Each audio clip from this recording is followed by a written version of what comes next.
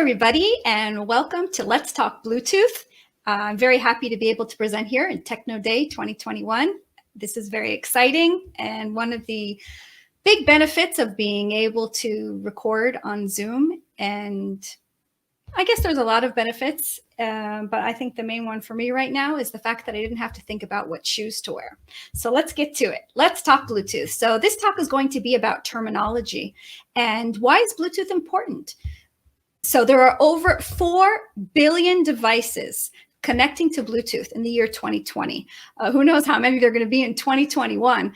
But even if you're not in an industry that currently works with Bluetooth devices, it's a really powerful market and one that I feel is worth people learning the terminology for. So how did I get to Bluetooth and what is my connection to this? I'll tell you a little bit about myself. My name is Leah Vogel. I am a mobile engineering manager at Chegg. By the way, we're hiring in quite a few locations. We have a USA office, an India office, an Israel office, so check our postings. And I'm an iOS developer by profession. I'm a real bookworm, as you may be able to see behind me. This is not a virtual background. These are actually real books. Love to read, blogger, speaker, and all of a sudden Bluetooth enthusiast. Where did that come from?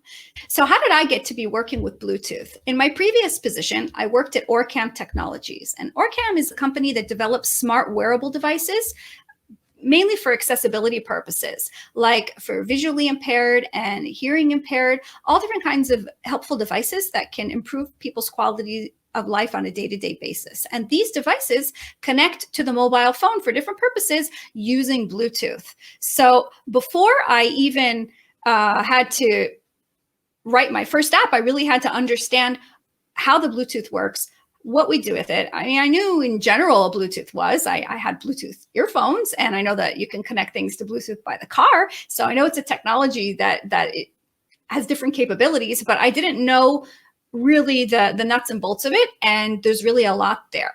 So really in Bluetooth, it's full of terminology. It's like learning a whole new language. So in order for everybody to feel a little bit more comfortable in the Bluetooth sphere, that's the purpose of my talk today. When I say let's talk Bluetooth, we're going to learn a lot of words, but don't worry, I got your back.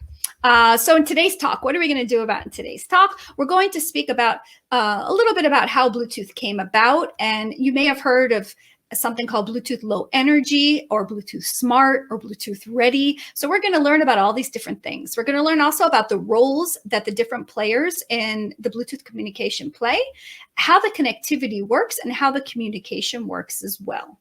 We're going to start with the history of Bluetooth, and we're going to start with a very quick timeline. So way back in 1998, when I was still teaching high school math, an organization called the Special Interest Group was formed. What was a special interest group? There were 4 companies that were working simultaneously on a new connection paradigm, a new radio connection paradigm. These 4 companies were Ericsson, Intel, Toshiba, and IBM. And someone had a very good brainwave. Instead of working on these things in parallel, why not work together and come up with a product that everybody can use using the same kind of protocol, and that would make it much more widespread and easy to adopt. So although it was formed, it was just those 4 companies back then. Today, it has over 35,000 members. And they also came up with the name Bluetooth. As you can see in the bottom of the slide, that's a picture of the second king of Denmark. His name was King Harald Gormson, and he was known as King Harald Bluetooth Gormson, oddly enough, because he had a rotten tooth. So his rotten tooth is the name of the technology that we all use today, the Bluetooth. And actually, the Bluetooth icon is made up of what's called a bindrune of Norse characters. We have the H, and we have the B, and when you put them together, you can see that's how the Bluetooth logo was formed. Now, when we fast forward into 1999, the very first Bluetooth specification came out. Now, Bluetooth specification is not like a little one-page document. These are a lot of reading, not light reading. It could take the place of sleeping pills. If you ever want to read the Bluetooth specifications, you can go to Bluetooth.com and you have a list of all the ones from all times, and you really get a deep dive into what's going on there. Also in 1999, the first wireless headset using the Bluetooth technology was released to the world. Let's fast forward to 2003. Then we have the specification of Bluetooth 1.2, and it's called BR. BR, you'll see commonly in Bluetooth, BR or BDR is basic rate or basic data rate, and that is the velocity. That is that's how much information can be passed at a time, 1 megabit per second. In 2004, we came out with Bluetooth 2.0, which is EDR, the enhanced data rate. Enhanced data rate actually doubled the previous rate of basic, right? So we went from 1 megabit per second to 2 megabits per second.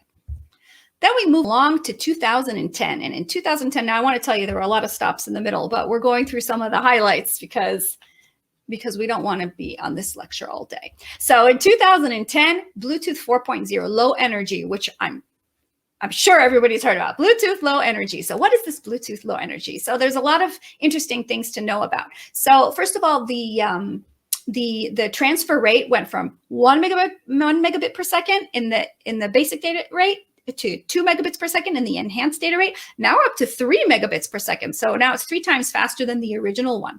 One of the highlights of Bluetooth low energy is in its name, low energy. Why is it low energy? It has a new way of conserving battery by having some kind of sleep mode. So it wakes up when it needs to transfer energy, and then it goes like into a suspend kind of mode, which really is efficient for battery.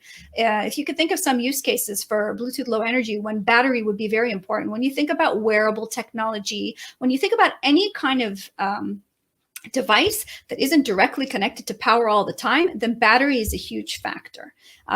Really, the purpose of it is to enable like a quick transfer of little bits of data as opposed to a constant stream. Like if we take, for example, let's say a Bluetooth heart monitor. So let's say somebody straps a Bluetooth heart monitor or like a smartwatch. So it transfers little bits of data at a time. Whereas if you think about a Bluetooth headset, then you have a constant connection because you're streaming audio, constant streaming audio, and it's much more draining on the battery. Okay, the very first smartphone to adopt the low energy technology was the iPhone 4S. That was in 2011. And then we finally had Bluetooth low energy as part of cell phone technology. If we skip to 2014, there was an update to the Bluetooth specification, now 4.2, that really made it friendly for IoT. IoT is the Internet of Things. What is the Internet of Things? If we take the Wikipedia definition, the Internet of Things describes a network of physical objects, those are the things, that are embedded with sensors, software, and other technologies for the purpose of connecting and exchanging data with other devices and systems over the internet. So this is Wikipedia saying, what is the Internet of Things? It's a bunch of little, or it could be big, devices that connect to the internet. So that's the Internet of Things. So why is Bluetooth low energy so powerful for the Internet of Things devices? Again, because of the battery conservation, also because of the cost, much cheaper to power these low energy devices. In addition to that, in Bluetooth 4.2, there were specific things that were geared towards the Internet of Things. The fact that there was unique IP addresses that increased privacy and also allowed a larger payload, these became very important in order to enable the Internet of Things devices, IoT devices, to work as expected. In 2016, what do we get? We get Bluetooth 5.0. This was a very big release and an exciting one for people who are developing for Bluetooth. All of a sudden, we have devices with a much higher transfer rate and a further range and better battery and all kinds of things which are really important for Bluetooth and stability. Also, the phones that were the first adopters of Bluetooth 5.0 were the iPhone 8 and the iPhone 10. In 2020, last year, we had a significant release at the beginning of the year. And when I say we, I don't mean we as I'm part of the special interest group or Bluetooth.com, but we as the people who use the Bluetooth. So in 2020, there was a release that was basically focused on low energy audio. And with this release, we had a lot of good things that are relevant for audio, meaning we had improved quality, audio quality, very important. There are a lot of people who use devices, whether hearing aids and such, that this was very significant for them. And also came along audio sharing. I know that I tend to mention iOS devices a lot just because, as I said, I'm an iOS developer. But Apple had their own type of audio sharing with their own earphones, but now there's something that is available to all different kinds of technology. So that was a little bit about the history of Bluetooth. So now we're going to talk about the roles. When we talk about Bluetooth devices, we have different roles, different players. So what are our players? We have basically two players. We have something called a central and something called a peripheral. Now, the difference between them is as such. The peripheral is usually the device that has the information. Like when we were talking about a heart monitor, let's say your heart monitor connects to your cell phone. So here, the voice of truth and the voice of knowledge is actually the heart monitor, not the phone. So the peripheral is the device that's going to be providing its host, its central, with the information that it's requesting. So what it does is it advertises, it broadcasts in a way the different capabilities that it has to the parties who are interested in connecting to it. And who is interested in connecting to it? A central. What is a central? A central is the party who initiates the connection. A central can connect to multiple peripherals. And a central, what it does, it scans to see who it's looking for. And when it finds a peripheral who's advertising, then they initiate the connection. All right, so speaking about connection, we're going to speak all about connection, how actual connection happens and the different types of connections. So when we were talking about one peripheral, we have a central and we have a peripheral. So you can think about the different kinds of connections and different kinds of relationships, conversation paradigms. So one of the types is called point-to-point. When you have point-to-point, it's kind of like a private conversation. You have two players involved. You have the central who initiates the connection to the peripheral, and this is the only connection that's going on. And as soon as we want to introduce more peripherals, then we have, it's almost like somebody, collecting information from a lot of people, gathering data. So we have the central, which is pictured here in the red because that's the one who's initiating the connection. And then we have multiple peripherals. And I believe that currently central can connect to up to 7 peripherals, if I'm not mistaken. So that is called a piconet. A piconet is like a little tiny Bluetooth network of devices where we have one central and we have multiple peripherals. Then we have something called a scatternet. And what is a scatternet? A scatternet is it's multiple piconets put together where the different players can play different roles at different times. What does that mean? If you look at the top 2 red dots, here we have on the left, we have a central who's connecting to one peripheral in the white. And then we have another central. We have the same central connecting to another peripheral. Why is that one red? Because for this central, it's playing a peripheral. And for those peripherals, it's playing a central. So this is a scatter net where you can have multiple things connecting at once. Then we have something called broadcast. Broadcast doesn't necessarily connect to anybody. We have a peripheral who's just announcing things, saying, okay, let's say if we had a temperature gauge, right? A thermometer, a kind of Bluetooth thermometer. Let's say it's positioned inside of a laboratory, and it just broadcasts its temperature. And so anybody, when I say anybody, I mean any device that's scanning for that specific signal can pick it up without having to actually initiate an actual connection. Then we have something else called mesh. Mesh is when we have lots of peripherals connected to each other.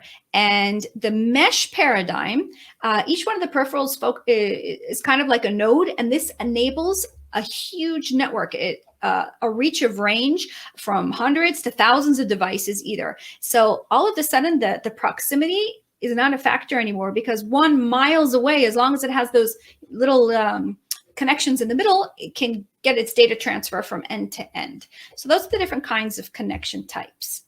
Now, how do we actually have the connection? So we have the central who's saying, okay, I am looking for a peripheral that answers the following criteria. So let's say my phone now wants to connect to the heart monitor. So it says, okay, I'm looking for a heart monitor. Now, it could be once I start scanning with the device looking for different Other devices, I could have a lot of Bluetooth devices in the area that start answering and start saying, I have this capability, I have this capability, etc. But if I'm focused only on looking for the heart monitor, I will do scanning for a specific service, and we'll talk about services soon. And I will only want to connect to the devices that are advertising that specific service. So what does advertising actually mean? We have a peripheral that's in advertising mode. And that means that it's actively sending out some information, an information package about things that would be relevant for the device that wants to connect to it. So if it's the heart monitor, for instance, let's say I have a lot of heart monitors and I want to connect to a specific one. So I can also say, all right, I'm the peripheral, I'm the heart monitor. My name is My Heart. And I have another heart monitor. My name is Braveheart. So one of the things that the central can do when it's scanning could say, I'm looking for a heart monitor called My Heart. So not only am I looking for a service that for a peripheral that's advertising a specific service, I might be looking for other information like a name, like a specific ID, like whatever the peripheral is able to advertise in its little advertising dictionary. And that way you narrow down the results of what you're looking for. Now, being in scanning mode and being in advertising mode is expensive and draining on the battery. So it's not a mode that devices remain in all the time. I know that when you want to connect some Bluetooth devices, I recently got a Bluetooth headset, and it said for a connection, what you have to do is you have to press a button for 5 seconds until you see something flashing blue and red. That puts the Bluetooth device in advertising mode. And it doesn't stay there forever because that would just kill the battery. Same thing with scanning. Scanning is expensive. So once you connect to the device that you're looking for, then you would stop the scanning, and then you just have your connection. Okay, now we have something about pairing and bonding. So these are 2 steps. Bonding is actually optional. Let's start with pairing. So what do we want to do with pairing? Well, if we go back to relationships, this is kind of the stage where we're raising it a notch and we're saying, okay, now we're ready to exchange phone numbers. So when these 2 devices want to connect, so they start sharing information to each other. And so this is created through a one-time process called pairing. And when the devices pair up, so they share their addresses, their names, the profiles. We'll talk about what a profile is shortly. And they usually store them in memory. And they have a common secret key, which allows them to bond together in the future. And so it usually requires some kind of authentication process where the user must validate and say, okay, I want to connect to this device. And the flow of authentication process varies, and it usually depends on the interface capabilities of one device or the other. So there's no one set way of pairing and bonding, but basically, if we want to keep it simple, we would say that pairing is the connection, and bonding is storing an even stronger key for future use. Now, how exactly do these devices talk to each other? So I don't know if you've noticed, but along all of the slides on the bottom, these are the things that we're going to be talking about with regards to communication. So the first thing we need to talk about is the at and the gat. Now, I was a little confused about these letters because at is actually attribute profile, and gat is generic attribute profile. So I don't know why it's not ATP, but this is the way it is. So the at. So the at is really a building block for gat. At is very generic, and it defines how the communication process is built. This is how we define our characteristics, our services. This is how we define how things are going to be. There's a handle, there's a UUID, which is a random number, and then a value. It's a very generic way of saying, this is how we're going to know and everybody speak the same language. So that is the at. And then we have gat, and gat is like a level on top of that. At is lower level, which is generic, and at is already more specific. And this really defines how the data is going to be structured. And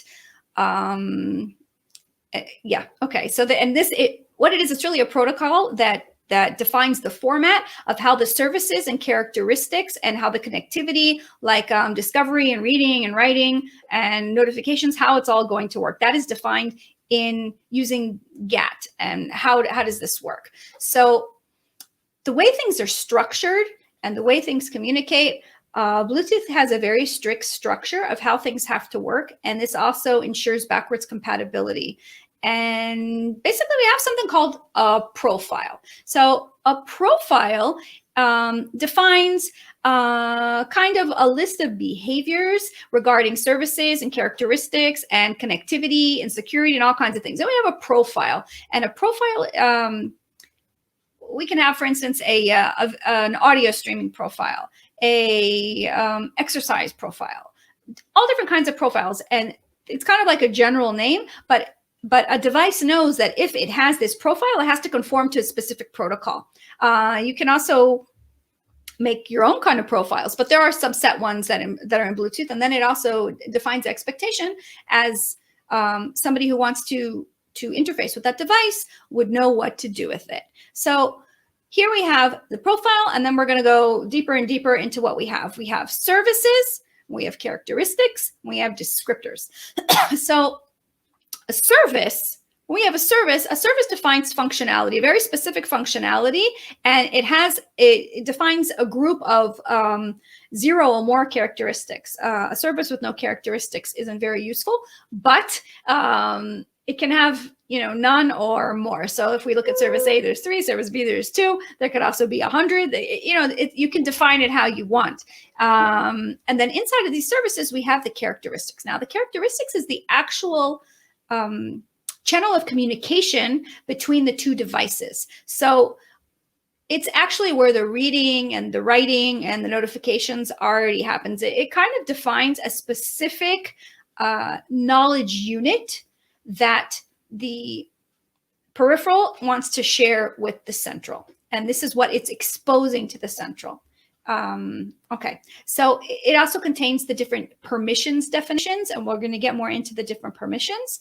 And it may contain one or more descriptors. You don't have to have descriptors. What is a descriptor? So if we were to take, for example, a characteristic, temperature characteristic. So an example of a descriptor might be that this is in Celsius or in Fahrenheit. Another descriptor could be the maximum temperature and the minimum temperature that it can show. So descriptor is a little bit of extra information about a specific characteristic, but again, it's an optional thing and it doesn't need to be there. So we mentioned permissions. So what are permissions? There are all different kinds of permissions, and they are defined in the characteristic. Each characteristic can be defined as read, write. There's also write without response. Different levels of permissions per characteristic. Regarding notifications, so if we want to try to conserve battery, one of the things we don't want to have to do is constantly poll for information, right? When I say we, and now I'm talking about the context of it's central, right? So let's say I'm the telephone. I am the cell phone, and I want to get data from the temperature sensor, for instance. So I don't want to keep asking, what's your temperature? What's your temperature? What's your temperature? Because that's draining for both sides. So instead of doing that, when I subscribe to the characteristic that I'm interested in, I can set if I want to be notified or not. So let's say I say, okay, I'm subscribing to the temperature characteristics, notify true. So that means every time there's a change on the peripheral for that characteristics value, in this example, the temperature, it will send kind of like a push notification to the central who is subscribed to it. Obviously, if nobody is subscribed and there was a temperature change, it's not going to start sending out notifications. It's only if it has a paired device and that device is registered and subscribed to those notifications on the characteristic value change, it will send the information. Now we have something called indicate. So indicate means that this specific characteristic of the peripheral requires that the central who got the information acknowledges that it got the information before it starts sending a different additional information. For instance,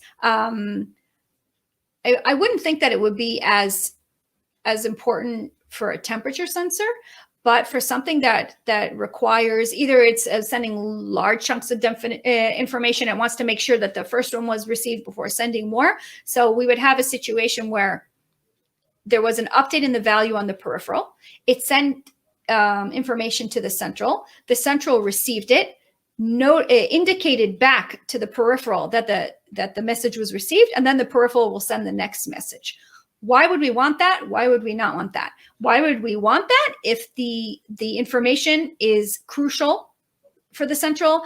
Could be like maybe a health monitor of some sort, a life-threatening thing, so it would need the information. Or again, as we said, that if there has to be maybe a sequence, maybe it's sending some secret keys and it needs a certain sequence before it sends the next one. Whatever the reason, there might be reasons in order to get into indicate. So indicate really ensures the data integrity. Why wouldn't we want to indicate? It's draining on the battery. It slows down the process because instead of the peripheral being able to send just more information, it has to wait for the acknowledge each time. And it also increases the bandwidth. So depending on the situation, one would decide if they need indicate or not. Next, we have something called MTU. MTU, maximum transition unit. So this is of an AT packet. And this is something that in some operating systems can be set and some not. For instance, in Android, you can set what do you want your MTU to be. iOS, the operating system determines what it's going to be for us. Next, RSSI. RSSI, as it says here, received signal strength indication. I used RSSI constantly. I never remember exactly what it stands for, but I know what it does. So basically, it tells us how close and what range the device is and what the strength of the radio signal is of the device that we're trying to connect to. So for instance, let's say, here's a real life scenario. When I was working in an office and I had numerous devices that were advertising the same services with the same name, then how do I know which one I want to connect to? Well, I would like to connect to the one that I'm sitting next to. So I could make sure that I was connecting to the one where the RSSI was the closest. Now, RSSI is measured in negative numbers, and the closer you are to 0, the better the strength it is.